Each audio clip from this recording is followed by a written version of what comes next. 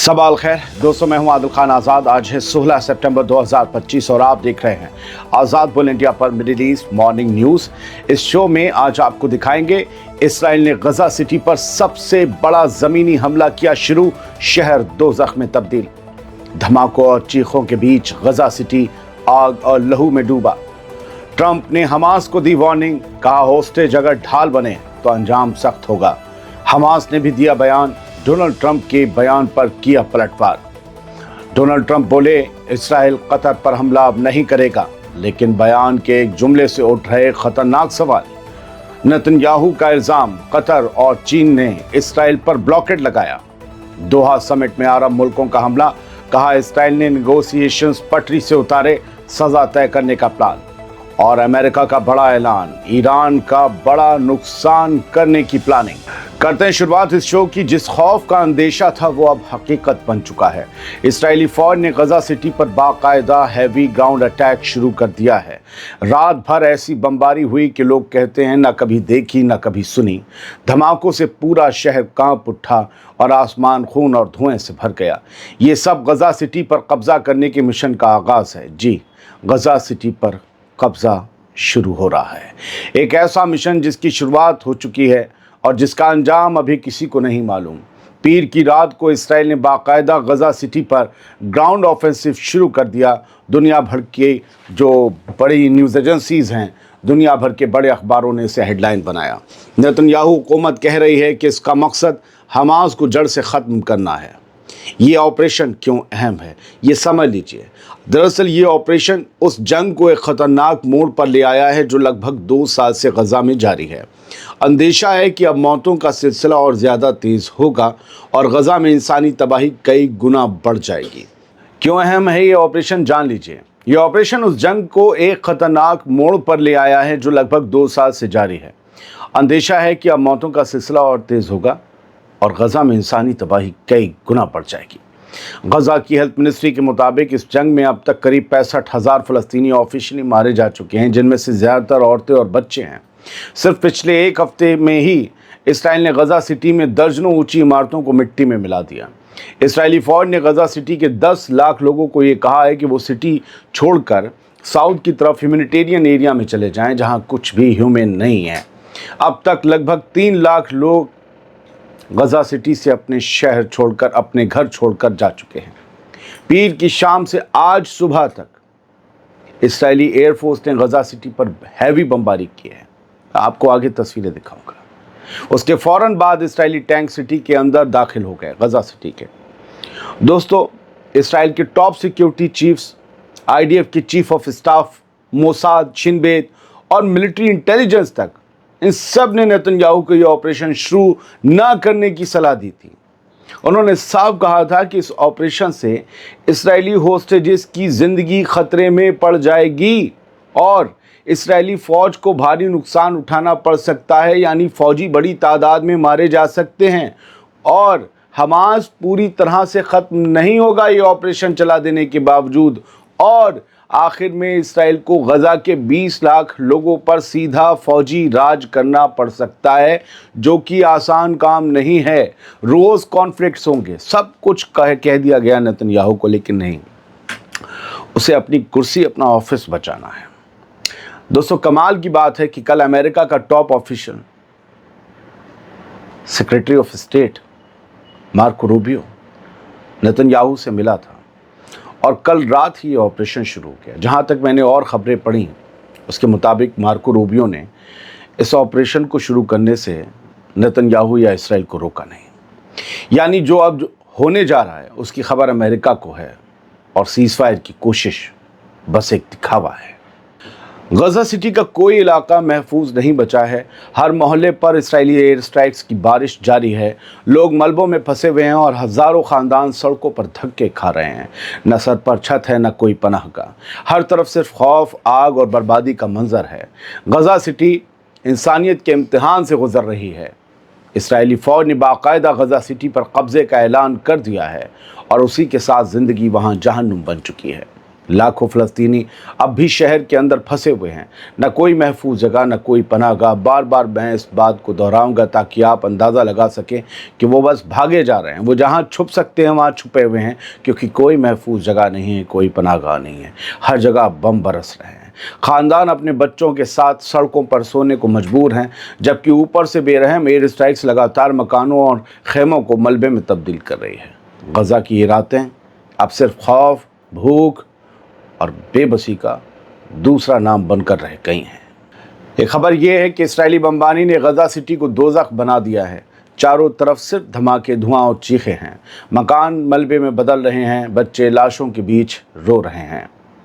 ये हैं वो खौफनाक मंजर जो लोगों को मजबूर करने के लिए बनाए गए हैं, ताकि वो अपने ही शहर को छोड़कर भाग जाएं और इस्राएल गज़ा सिटी पर कब्जा कर ले।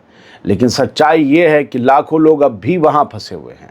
ना उनके पास पनाह है, ना कोई रास्ता। फिर याद दिला रहा हूँ, बस उस कैफियत में खुद को खड़ा हुआ महसूस कीजिए, उस जगह कि वहाँ बम गिर रहा है, यहाँ बम गिर रहा है, गोली चल रही है और आप वहाँ फंसे हुए हैं। ये आग की तरह सुलगती हुई जो तस्वीर आप देख रहे हैं, ये कोई पुरानी तस्वीर नहीं, रात की तस्वीर है। ये शहर की तस्वीर है। ये पिछले कुछ घंटों में गज़ा सिटी पर शुरू हुए अब तक की सबसे हैवी बमबारी की तस्वीरें हैं। हर तरफ ये ऑरेंज, ये सुर्ख, इस तरह की कलर, हर तरफ आग है। अब कुछ और खबरें।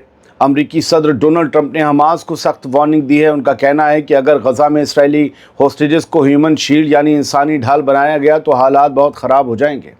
ट्रंप ने सोशल मीडिया पर लिखा कि उन्हें ऐसी रिपोर्ट मिली है कि हमास होस्टेजेस को ज़मीन के ऊपर ले जा रहा है, सुरंगों से निकालकर, ताकि इसराइल की फ़ौजी कार्रवाई को रोका जा सके। उन्होंने इसे इंसानियत के खिलाफ जुर्म करार दिया। आप चाहते हैं क्या फ़ौजी कार्रवाई जारी रहे और बड़े ऑपरेशन? ट्रंप ने कहा कि तमाम कैदियों को फ़ौरन रिहा करो। अगर ऐसा ना हुआ तो अंजाम बहुत सख्त होगा। वैसे ट्रंप ने गज़ा के 65,000 लोगों के मारे जाने के बावजूद आज तक इसराइली हमलों को इंसानियत के खिलाफ जुर्म नहीं बताया है। ये भी कमाल है। अब ट्रंप के बयान के बाद हमास का जो बयान आया वो भी सुन लीजिए। ट्रंप और नेतन्याहू पर इस बयान में सीधा वार किया गया जुबान से। हमास ने ट्रंप के हालिया बयानों को लेकर सख्त अल्फाज में बयान जारी करते हुए कहा कि ट्रंप के बयान इसराइल की प्रोपेगेंडा मशीन की गूंज हैं। ये ख़तरनाक डबल स्टैंडर्ड हैं जिसमें गज़ा में जारी एथनिक क्लिनजिंग और 65,000 बेगुनाहों की शहादत को नज़रअंदाज किया जा रहा है। हमास के बयान में कहा गया कि अमेरिका जानता है कि असल में वॉर क्राइम का जिम्मेदार नेतन्याहू है, जिसने हर बार होस्टेजेस की रिहाई और जंग को रोकने के किसी भी समझौते को पटरी से उतार दिया। इसमें कतर पर हमला और बातचीत कर रही हमास डेलीगेशन को कत्ल करने की कोशिश भी शामिल है। हमास के इस बयान में कहा गया कि गज़ा में जारी फांसीवादी तबाही और कत्लेआम ने इसराइली होस्टेजेस की ज़िंदगी को ख़तरे में डाल दिया है। उनका मुकम्मल जिम्मेदार नेतन्याहू है अगर उन्हें कुछ होता है तो। हमास ने यह भी कहा कि अमेरिकी हुकूमत इस जंग की सीधी जिम्मेदार है, क्योंकि वो इसराइल को खुलेआम मदद दे रही है और दुनिया के सामने उसके वॉर क्राइम्स को छुपाने की कोशिश भी कर रही है। अमेरिका के सदर डोनाल्ड ट्रंप ने कहा है कि इसराइल अब कतर पर दोबारा हमला नहीं करेगा। लगता है जैसे कोई गारंटी दे रहे हों।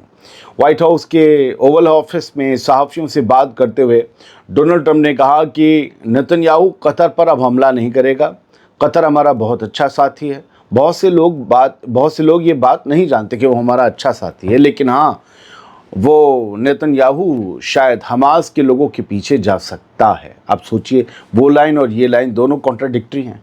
ट्रंप के इस बयान को लेकर वाज़ेह नहीं है कि उनका मतलब क्या था, लेकिन ऐसा मालूम होता है कि उन्होंने नेतन्याहू को कतर में मौजूद हमास के लीडर्स पर किसी और तरह की कार्रवाई की खुली इजाज़त दे दी है। अब नेतन्याहू तो डिप्लोमेटिक कोई कार्रवाई नहीं कर सकता, वो तो मिलिट्री कार्रवाई करता है, तो क्या करेगा वो। ट्रंप ने इस रिपोर्ट को भी नकार दिया कि नेतन्याहू ने दोहा पर पिछले मंगल को किए गए हमले से पहले उन्हें निजी तौर पर इसके बारे में बताया था। व्हाइट हाउस के मुताबिक अमरीकी फ़ौज ने वाशिंगटन को हमले की खबर दी तब जब इसराइली मिसाइलें ऑलरेडी हवा में थीं। यानी ट्रंप के पास एतराज़ करने का वक्त भी नहीं था। ट्रंप इस मामले में मासूम है, लेकिन ये ट्रंप की सफाई है। इसराइल कहता है कि हमने अमेरिका को बताकर हमला किया था, यानी दोनों लोग खेल रहे हैं। अजीब। फिलहाल तो ट्रंप एक तरफ कह रहे हैं अब हमला नहीं होगा, दूसरी तरफ नेतन्याहू को कुछ और करने का इशारा भी दे रहे हैं, जिसे हम और मीडिया समझ रहे हैं। क्या उस बात को अरब ममालिक भी समझ रहे हैं, हुक्मरान भी समझ रहे हैं? अब खबर यह है कि कतर के एक मूव से नेतन्याहू डर गया है। इसराइल के वज़ीर आज़म बेंजामिन नेतन्याहू ने दावा किया है, इकरार किया है कि कतर कई मुल्कों के साथ मिलकर इसराइल पर नया ब्लॉकेड लगाने की कोशिश कर रहा है, उसको पाबंद कर रहा है, उसकी घेराबंदी कर रहा है। नेतन्याहू ने कहा कि सबसे पहले मीडिया ब्लॉकेड कतर और चीन जैसे मुल्कों की तरफ से आ रहा है, जिस पर अरबों डॉलर खर्च किए जा रहे हैं। नेतन्याहू ने यह भी कहा कि आने वाले सालों में इसराइल को अपनी आर्म्स इंडस्ट्री को और मजबूत करना होगा, ताकि हथियार और गोला बारूद के लिए किसी और का इंतज़ार ना करना पड़े। नेतन्याहू ने यह भी दावा किया कि ये आइसोलेशन, यह अलग थलग करना कामयाब नहीं होगा। उसने कहा कि जिस तरह ईरान ने ब्लॉकेड लगाया था, हमारी घेराबंदी की थी, हम उसे तोड़ चुके हैं। ये इशारा यमन की तरफ है शायद। वो कहता है हम उसे तोड़ चुके हैं, उसी तरह ये ब्लॉकेड भी तोड़ देंगे, क्योंकि अमेरिका और कई मुल्क हमारे साथ खड़े हैं। देखा किसकी धौंस जमा रहा है। हाँ, वो कहता है कि वेस्टर्न यूरोप में चैलेंज मौजूद हैं, लेकिन हम इसे भी पार कर लेंगे। मतलब साफ है दोस्तों, नेतन्याहू को डर तो लग रहा है, लेकिन दुनिया को दिखा रहा है कि वो सुपर स्पार्टा है। फिर मैं सोचता हूँ कि हिटलर के ज़माने में क्या हो रहा था। एक इतना सा पिद्दी सा मुल्क, जिसका अपना मुल्क, अपना नक्शा भी अभी नहीं है, जिसे लोग तस्लीम भी नहीं करते, उसने पूरे रीजन में उधम मचा के रखा है। कतर, सीरिया, लेबनान, गजा, वेस्ट बैंक, यमन, जहाँ देखो वहाँ वही हमले कर रहा है और दूर तक लोगों को धमकी दे रहा है। मैं सोचता हूँ क्या हो रहा था उस दौर में, मुझे पढ़ना होगा कहीं बहुत गहराई में जाकर। अब बात दोहा में हुई अरब इस्लामिक समिट की। बड़े अहम बयान आए हैं। दोहा समिट में कतर के अमीर ने इसराइल पर संगीन इल्ज़ामात लगाए। कतर के अमीर शेख तमीम बिन हमाद अल थानी ने इसराइल पर इल्ज़ाम लगाया कि उसने जानबूझकर हमास की क़यादत पर हमला करके नेगोशिएशंस को नाकाम करने की कोशिश की। अरब इस्लामी समिट से खिताब करते हुए अमीर ने कहा कि जो पार्टी से बातचीत कर रहा हो, उसी के लोगों को कत्ल करने की कोशिश करना असल मकसद को बयां करता है। यानी बातचीत को पटरी से उतारना ही असल मकसद है इसराइल का। वो चाहता ही नहीं बातचीत हो। उन्होंने इसराइल के वज़ीर आज़म बेंजामिन नेतन्याहू पर भी तनकीद की और कहा कि वो पूरे अरब इलाके को इसराइली असर के घेरे में लाने का ख्वाब देख रहा है। कतर के अमीर ने दोहा पर हमले को बुज़दिलाना दहशतगर्दी करार दिया। कह दे कोई कह दे इसे ये दहशतगर्दी नहीं है, आ जाए अमेरिका और बोले कतर से कि क्या बोल रहे हो। अरब लीग के सेक्रेटरी जनरल अहमद अबुल गैत ने इसराइली हमले को हद को तोड़ने वाला, यानी मतलब औकात से बाहर जाने वाला बताया।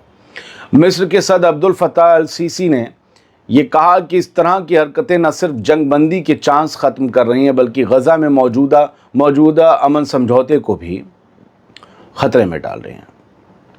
फ़लस्तीनी सदर महमूद अब्बास ने कहा कि इंतहा पसंद इसराइली हुकूमत किसी भी तरह रीजन की सिक्योरिटी पार्टनर नहीं हो सकती, जबकि तुर्की के सदर रजब तैयब एर्दोगान ने इसराइल के ख़िलाफ़ डिप्लोमेटिक दबाव और मुकदमे की मांग की। ये समिट दोहा पर हालिया इसराइली हमले के बाद बुलाई गई थी, जिसने पूरे इलाके में बेचैनी और गज़ब की लहर दौड़ा दी है। सऊदी अरब के वली अहद यानी कि क्राउन प्रिंस मोहम्मद बिन सलमान ने पीर को दोहा में क़यादत करने वाले अरब और मुस्लिम रहनुमाओं से अहम मुलाकातें की। वली अहद ने सीरिया के सदर अहमद अल शरा, ईरान के सदर मसूद पेज़ेश्कियान से ख़ास बातचीत की।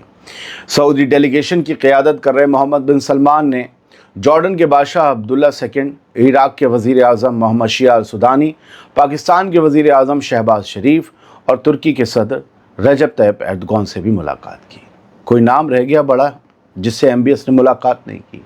तो बात क्या हुई? सिर्फ मुलाकात काजू बस? ये तमाम मुलाकातें दोहा में हुई, अरब इस्लामी समिट के मौके पर हुई। एक चीज़ अहम हुई है जिसके बारे में मैं आपको अगले वीडियो में बताऊंगा।